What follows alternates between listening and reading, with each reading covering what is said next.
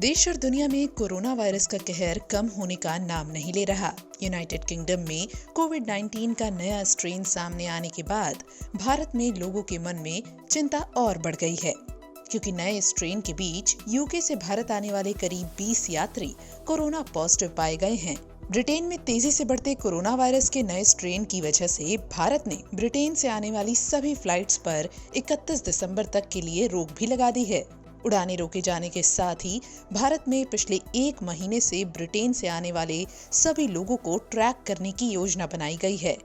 हालांकि नीति आयोग के सदस्य डॉक्टर वीके पॉल ने ये कहा है कि यूके में पाया गया कोरोना वायरस का नया स्ट्रेन भारत और अन्य देशों में विकसित होने वाले वैक्सीन की क्षमता पर कोई प्रभाव नहीं डालेगा। दूसरी ओर अमेरिकी कंपनी फाइजर के साथ मिलकर वैक्सीन बनाने वाली कंपनी बायोएनटेक ने भरोसा जताया है कि कोरोना वायरस से बचाव के लिए उसका टीका नए स्वरूप के खिलाफ भी असरदार है, लेकिन पूरी तरह सुनिश्चित होने के लिए आगे और रिसर्च की जरूरत है। वहीं यूके में मिले कोरोना वायरस के नए स्ट्रेन के बीच भारत में राहत भरी खबर ये है कि देश में पॉजिटिविटी रेट में कमी आ रही है।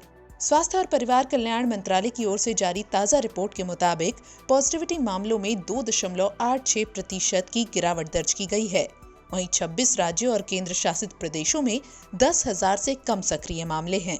ताजा आंकड़ों पर गौर करें तो भारत में कोविड-19 मामलों की कुल संख्या अब 1,99,066 हो गई है, जिनमें से 96,63,382 लोग रिकवर हो चुके हैं।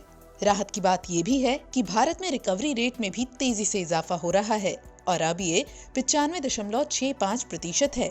हालांकि देश में 2,89,240 सक्रिय मामले हैं। वहीं आंकड़ों के अनुसार अब तक 1,46,444 लोगों की इस वायरस की वजह से जान जा चुकी है और देश में मृत्यु दर 1.5% है।